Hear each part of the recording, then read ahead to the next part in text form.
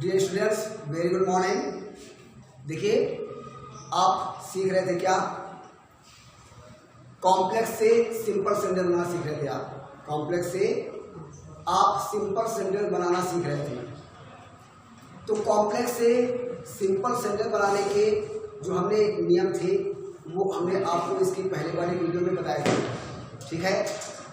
लेकिन आपके जो बुक में जो एक्सरसाइज दिए हैं, ठीक है, तो वो पहले उसको नाउन क्लास से, क्योंकि आप जानते हो सबोर्डिनेट क्लास में सबोर्डिनेट क्लास 3 प्रकार की होती हैं। जैसे कि आप जानते हो जो हमारा कॉम्प्लेक्स सेंटेंस होते हैं उसमें एक प्रिंसिपल क्लास होता है और एक सबोर्डिनेट क्लास होता है, ठीक है। और सबोर्डिनेट क्लास हमारी होती है 3 प्रकार की, ठीक है, नाउन क्लास, एडजेक्टिव क्लास और एडवर्ब क्लास, ठीक है। तो आपकी एक्सरसाइज में पहले नाउन क्लास को चेंज करके एक सिंपल सेंटेंस बनाना बताया गया, फिर एडजेक्टिव क्लास को चेंज करके एक सिंपल सेंटेंस बनाना बताया गया, फिर एडवर्ब क्लास को चेंज करके एक सिंपल सेंटेंस बनाया गया। तो मैं आपके इन कन्फ्यूजन को दूर करने के लिए, पहले आपको मैं कॉम्प्लेक्स सेंटेंस के बारे में और ज़्यादा डिटेल से थोड़ा बता देता हूँ, ठीक है। कह रहा है क्या, जैसे कि आपने परिभाषा पढ़ी थी, क्या पढ़ी थी कि कॉम्प्लेक्स सेंटेंस होता क्या है? कॉम्प्लेक्स सेंटेंस क्या होता है कि complex sentence has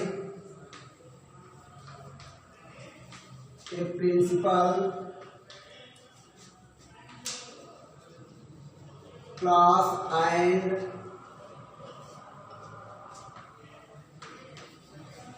at least one subordinate class,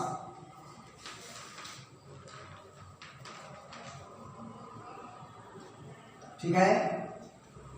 कह रहा है कि कॉम्प्लेक्स सेंटेंस क्या होता है कि complex sentence has a principal clause and at least one subordinate clause, ठीक है स्टूडेंट्स। तो एग्जांपल के तौर पर हम देख लेते हैं, लिखा है क्या कि it is true that the earth is round, ठीक है। कह रहा है इट इज ट्रू, ये सच है, that the earth is round, कि पृथ्वी गोल है। ये हमारा हो गया क्या, प्रिंसिपल क्लास, और ये हमारा हो गया क्या, ये हमारा क्या हो गया, प्रिंसिपल क्लास। क्या हो गया, प्रिंसिपल क्लास। और ये हमारा हो गया क्या, सबऑर्डिनेट क्लास, ठीक है स्टूडेंट्स।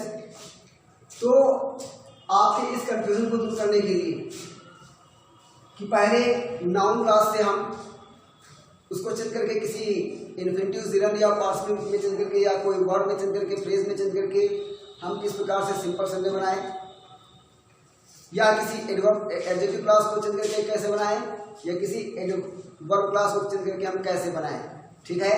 तो इस कंफ्यूजन को दूर करने के लिए हम आपको आज बताएंगे क्या कि सबऑर्डिनेट क्लास हमारी 3 तरीके से काम करती है, नाउन क्लास, एडजेक्टिव क्लास और एडवर्ब क्लास। लेकिन तीनों के बनाने के जो तरीके होते हैं वो सेम रहते हैं, ठीक है। इसलिए मैंने आपको किसी भी कंफ्यूजन में न डालते हुए सबऑर्डिनेट क्लास के क्लासिफिकेशन के बारे में नहीं बताया था, ठीक है। लेकिन आज आपके उस कंफ्यूजन को मैं दूर करने के लिए इसका आपको हमें क्लासिफिकेशन भी बताना पड़ेगा। तो कह रहा है क्या, अब देखिए जो हमारी सबऑर्डिनेट क्लास होती है वो कितने तरीके से काम करती है, 3 तरीके से काम करती है। कौन कौन सी? लिखा है क्या, इस सब डाल देते हैं नोट, इस सबऑर्डिनेट क्लास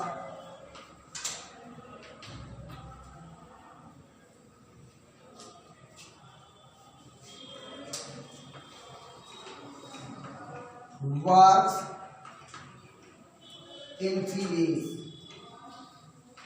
कह रहा है क्या कि subordinate class works in 3 ways, कि जो सबऑर्डिनेट क्लास होती है वो 3 तरीके से काम करती आती है। कौन कौन सी? नंबर 1 आपकी क्या कह रहा है, क्या नाउन क्लास। नंबर 2 आपका एडजेक्टिव क्लास, और नंबर 3 आपका एडवर्ब क्लास। और मैंने आपको बताया था क्या कि नाउन क्लास क्या होता है, एडजेक्टिव क्लास क्या होता है और एडवर्ब क्लास क्या होता है। तो जब हमारी सबऑर्डिनेट क्लास एक नाउन का कार्य करती है तो वो सबऑर्डिनेट क्लास हमारी होती है नाउन क्लास। और जब हमारी सबऑर्डिनेट क्लास एक एडजेक्टिव के रूप में काम करे तो वो होती है हमारी क्या, एडजेक्टिव क्लास। और जब सबऑर्डिनेट क्लास हमारा एडवर्ब के रूप में काम करे तो वो सबऑर्डिनेट क्लास हमारी होती है क्या, एडवर्ब क्लास। लेकिन बात यह है कि तीनों को बनाने का जो तरीका होता है वो सेम रहता है। मैं आपको बताऊंगा कि किस तरीके से कोई भी नाउन क्लास कैसे काम करती है, कोई एडजेक्टिव क्लास कैसे काम करती है, कोई एडवर्ब क्लास कैसे काम करती है, ठीक है। लेकिन इस बात को ध्यान रखना, मैं बार बार कहता हूँ कि किसी भी कंफ्यूजन में नहीं पड़ना है, चाहे वो नाउन क्लास हो, चाहे एडजेक्टिव क्लास हो, चाहे एडवर्ब क्लास हो। सिंपल समय बनाने के लिए तरीका आपका वही होता है जो मैंने आपको कल बताया था, इसके पहले वाले वीडियो में आपको बताया था, ठीक है। क्या करना होता था, किसी नाउन क्लास, एडजेक्टिव क्लास या एडवर्ब क्लास को हम क्या करेंगे, किसी इन्फिनिटिव जीरो पार्टिकल या किसी वर्ड या फ्रेज में चेंज करके हम सिंपल बना लेते हैं। तरीका आपका वही रहेगा, ठीक है। देखते हैं नाउन क्लास कैसे काम करती है।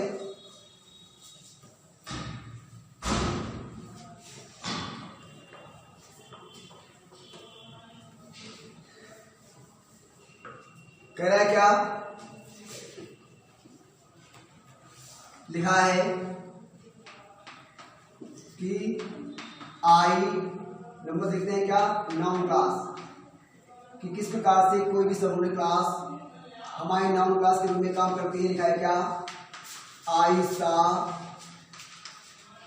दैट, सरल सा वाक्य आसानी समझाओगे। Mahesh was reading his book. Simple सा सेंटेंस है। लिखा है क्या कि I saw that Mahesh was reading his book. तो आई सा आपका क्या हो गया, ये आपका हो गया पीसी मतलब प्रिंसिपल क्लास, और दैट आपका हो गया conjunction, Mahesh was reading his book ये आपका हो गया एससी मतलब सबऑर्डिनेट क्लास। तो चूंकि ये कंजक्शन दैट जो है वो सबऑर्डिनेट क्लास को जोड़ रहा है तो इसलिए ये कंजक्शन क्या कहलाएगा, सबऑर्डिनेटिंग कंजक्शन, ठीक है। अब कह रहा है क्या कि हमें देखना है क्या कि नाउन क्लास। तो स्टूडेंट्स मैं बता दूं, इस जैसा मैं बताया सबऑर्डिनेट क्लास 3 प्रकार के होते हैं, नाउन क्लास, एडजेक्टिव क्लास और एडवर्ब क्लास। तो ये जो सबऑर्डिनेट क्लास है वो एक नाउन के रूप में कार्य कर रही है। ये सबऑर्डिनेट क्लास एक नाउन क्लास के रूप में कार्य कर रही है। कैसे कार्य कर रही है, कह रहा है क्या कि Mahesh was reading his book, Mahesh अपनी किताब पढ़ रहा था, ठीक है। तो all the focus has been given on Mahesh, सारा का सारा फोकस किस पर दिया गया है, महेश पर दिया गया है। कौन पढ़ रहा था, महेश अपनी किताब पढ़ रहा था, ठीक है स्टूडेंट्स। तो यहाँ पर सारा का सारा जो डिस्क्रिप्शन है वो महेश के बारे में है, और महेश क्या है, एक पर्सन है, और पर्सन है तो क्या है, एक नाउन है, और नाउन है तो हमारी सबऑर्डिनेट क्लास क्या है, एक नाउन क्लास है, ठीक है स्टूडेंट्स। चलिए आइए देखते हैं, कह रहा है क्या आपका, देखते हैं क्या लिखा है, क्या एडजेक्टिव क्लास, एडजेक्टिव क्लास। जैसे मैंने बताया कि जब कोई भी सबऑर्डिनेट क्लास आपकी एडजेक्टिव के रूप में काम करती है तो वो सबऑर्डिनेट क्लास हमारी एडजेक्टिव क्लास कहलाती है। लिखा है क्या, एग्जांपल लेते हैं। लिखा है क्या कि it is true that the earth is round. कह रहा है क्या कि इट इज ट्रू, ये सच है, that the earth is round, पृथ्वी गोल है। ठीक है स्टूडेंट्स, तो ये हमारा क्या हो गया, ये हमारा हो गया क्या पीसी मतलब प्रिंसिपल क्लास। फिर ये हमारा क्या हो गया सबोर्डिनेट क्लास, क्या हो गया सबोर्डिनेट क्लास हो गया। और चूंकि और ये हमारा क्या हो गया कंजंक्शन हो गया सबोर्डिनेटिंग कंजंक्शन, क्योंकि सबोर्डिनेट क्लास को जोड़ रहा है। ठीक है, अब कह रहा है क्या कि एडजेक्टिव क्लास के बारे में आपको बताना है। तो हम बताया था आपको कि जब कोई भी सबोर्डिनेट क्लास एडजेक्टिव क्लास का काम करेगी तो वो एडजेक्टिव क्लास होगी। मतलब जब कोई भी सबोर्डिनेट क्लास हमारी एडजेक्टिव के रूप में काम करेगी तो वो सबोर्डिनेट क्लास हमारी एडजेक्टिव क्लास होगी। ठीक है, कैसे कह रहा है क्या द अर्थ इज राउंड, पृथ्वी गोल है। इसके आप केवल पृथ्वी को मत देखिए, पूरे सेंटेंस का भाव समझिए। इसलिए बताया जाता है क्या कि स्टूडेंट्स के लिए थोड़ा ये भाव समझना मुश्किल होता है कि कोई भी सबोर्डिनेट क्लास कैसे नाउन के रूप में काम कर रही है, कोई भी सबोर्डिनेट क्लास कैसे एडजेक्टिव के रूप में काम कर रही है और कैसे एडवर्ब के रूप में काम कर रही है। तो आप इसको ये एक एडजेक्टिव क्लास है, कैसे आप देखते हैं। कह रहा है क्या द अर्थ इज राउंड, पृथ्वी गोल है। ठीक है, तो यहाँ पर पृथ्वी तो नाउन है लेकिन ये नाउन क्लास नहीं है, क्योंकि यहाँ पर पृथ्वी की विशेषता बताई जा रही है। क्या बताई जा रही है, पृथ्वी की विशेषता बताई जा रही है। क्या है कि पृथ्वी गोल है। और आप जानते हो कि जब नाउन की विशेषता बताने वाला जो शब्द होता है वो क्या होता है एडजेक्टिव होता है। तो यहाँ पर नाउन की स्टूडेंट्स विशेषता बताई जा रही है, इसलिए जो विशेषता नाउन की विशेषता बताने वाला जब कोई भी शब्द प्रयोग होता है तो वो होता है एडजेक्टिव। और एडजेक्टिव का अगर यहाँ पर वर्णन हो रहा है, ठीक है, वैसे तो एडजेक्टिव क्या है नाउन है, ठीक है, लेकिन नाउन भी दिया हुआ है। तो आप इस कंफ्यूजन में मत पड़ना कि ये नाउन क्लास है, नहीं, यहाँ पर सारा का सारा फोकस पृथ्वी की विशेषता बताने में है कि पृथ्वी कैसी है, गोल है। तो इसलिए ये जो हमारा क्लास बनेगा सबोर्डिनेट क्लास, वो क्या बनेगा एक एडजेक्टिव क्लास बनेगा। ठीक है, क्योंकि इसमें पृथ्वी की विशेषता बताई जा रही है। ठीक है, अब आपने क्या लिखा है, क्या एडवर्ब क्लास। ठीक है, लिखा है क्या कि एडवर्ब क्लास। तो जैसा हमने बताया कि जब कोई भी सबोर्डिनेट क्लास हमारी एडवर्ब के रूप में काम करेगी तो वो सबोर्डिनेट क्लास हमारी क्या होगी एडवर्ब क्लास होगी। ठीक है, आइए देखते हैं लिखा है क्या, लिखा है the teacher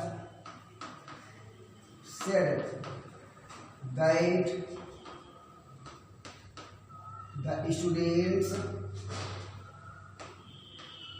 were learning rapidly. ठीक है, क्या कह रहा है कि it is the teacher said, अध्यापक ने कहा that the students were learning rapidly, कि विद्यार्थी तेजी से सीख रहे हैं।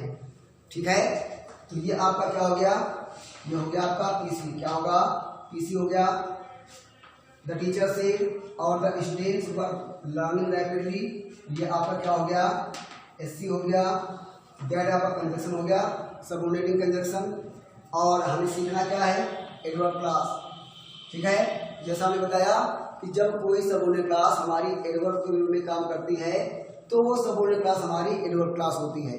ठीक है, कैसे कह रहा है क्या the students were learning rapidly, कि विद्यार्थी तेजी से सीख रहे थे।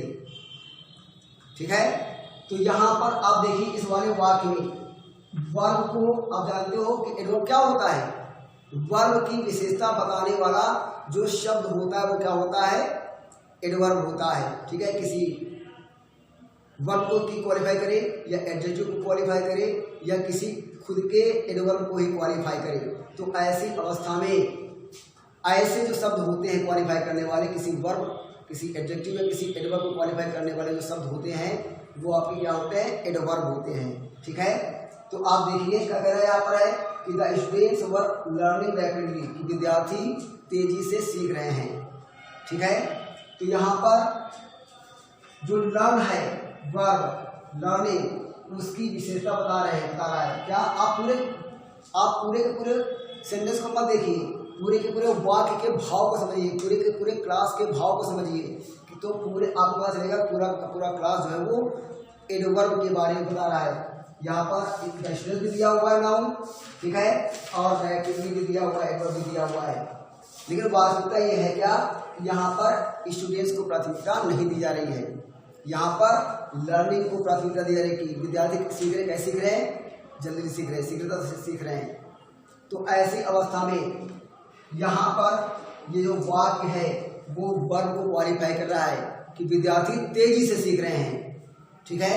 तो यहाँ पर लर्न करने की विशेषता पर फोकस किया जा रहा है कि कैसे सीख रहे हैं, तेजी से सीख रहे हैं। तो स्टूडेंट्स ये क्या हमारा होगा, क्या होगा, एक एडवर्ब क्लास होगा, क्योंकि यहाँ पर सीधे सीधे वर्ब को क्वालिफाई किया जा रहा है। तो इस प्रकार से ये जो सेंटेंस हमारा हुआ वो क्या हुआ, एडवर्ब क्लास हुआ, ठीक है। और फिर एक बात कि कल हमने केवल आपको बताया था क्या कि कॉम्प्लेक्स से किस प्रकार से आप सिंपल में बनाओ, ठीक है। तो उसका सीधा फंडा एक है, चाहे हमारी सबऑर्डिनेट क्लास कॉम्प्लेक्स में, चाहे हमारी सबऑर्डिनेट क्लास नाउन क्लास में हो, एडजेक्टिव क्लास में हो, चाहे एडवर्ब क्लास में हो, इस बात से कोई फर्क नहीं पड़ता है। करना आपको क्या है कि उस सबऑर्डिनेट क्लास को आपको एक इंफिनिटिव, जीरन, पार्टिसिपल या किसी एक वर्ड या किसी एक फ्रेज को बना करके आपको एक फाइनाइट वर्ब का यूज करके सिंपल बना देना है, ठीक है स्टूडेंट्स। ऐसे वाक्य बनाना है कि दो फाइनाइट वर्ब जो उसमें दी हों, एक प्रिंसिपल क्लास की और एक सबऑर्डिनेट क्लास की, ऐसे बनाना है कि उस सेंटेंस में केवल एक ही फाइनाइट वर्ब रह जाए, मतलब केवल एक ही मेन वर्ब रह जाए, ठीक है। कैसे मैं आपको बताता हूँ, इसका आप स्क्रीनशॉट लेकर के अपनी कॉपी पर नोट कर सकते हो, ठीक है।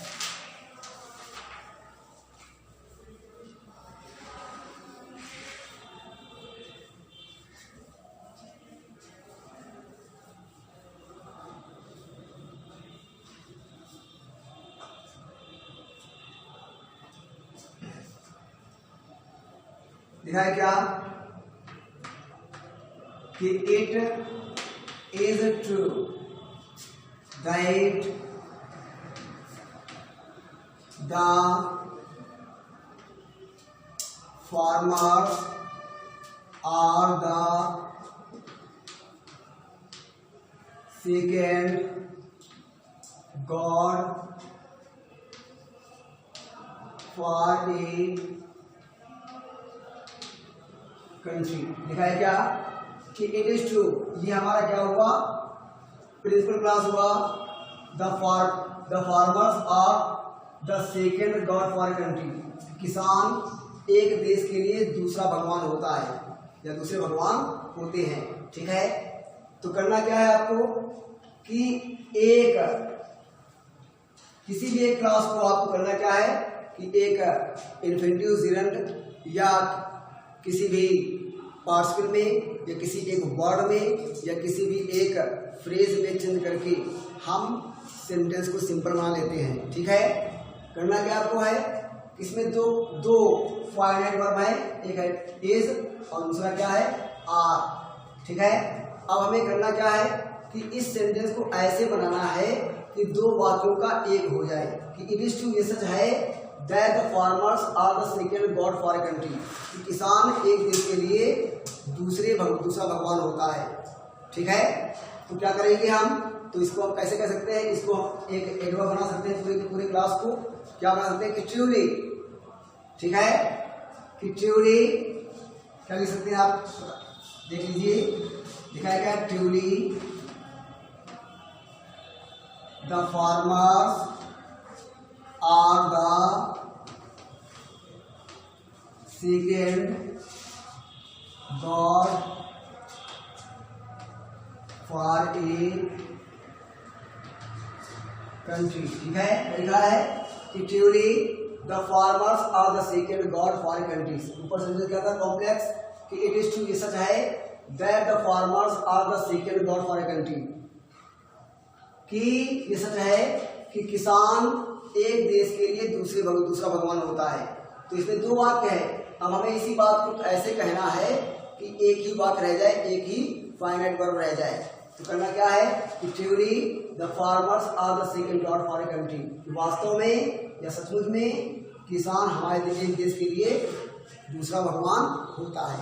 ठीक है स्टूडेंट्स, तो आपको करना क्या है कि किसी भी कॉम्प्लेक्स सेंटेंस में किसी एक क्लास को हम एक इन्फिनेटिव जीरोनम पार्टिसिपल या किसी एक वर्ड या फ्रेज में चेंज करके आसानी से सिंपल सेंटेंस बना सकते हैं। तो ठीक है, ये तो हुआ फार्मूला। और आप अपने आप समझ करके बना सकते हो क्या कि ऐसे वाक्य को बनाना है कि ऐसे सेंटेंस को लिखना है कि दो वाक्यों का एक वाक्य रह जाए। ठीक है, तो हमारा सिंपल आसानी बन जाएगा, क्योंकि जब एक वाक्य रहेगा तो फाइनाइट वर्ब आपकी केवल एक रहेगी, और जब फाइनाइट वर्ब एक रहेगी तो सेंटेंस हमारा सिंपल होगा। ठीक है स्टूडेंट्स, और ये था तुम्हारा कॉम्प्लेक्स सेंटेंस का पूरा वर्णन। और इससे संबंधित जो होमवर्क आपका है वो आपके पास में व्हाट्सएप के माध्यम से आपके पास भेज दिया जाएगा। और आशा कर रहे हैं कि आप घर में अच्छी तरीके से पढ़ाई कर रहे हैं, जो भी पढ़ाया जा रहा है उसको आप अपनी कॉपी पर नोट कर रहे हैं और अच्छी तरीके से पढ़ते रहिए, बुक कैट को तैयार करते रहिए। Bye bye.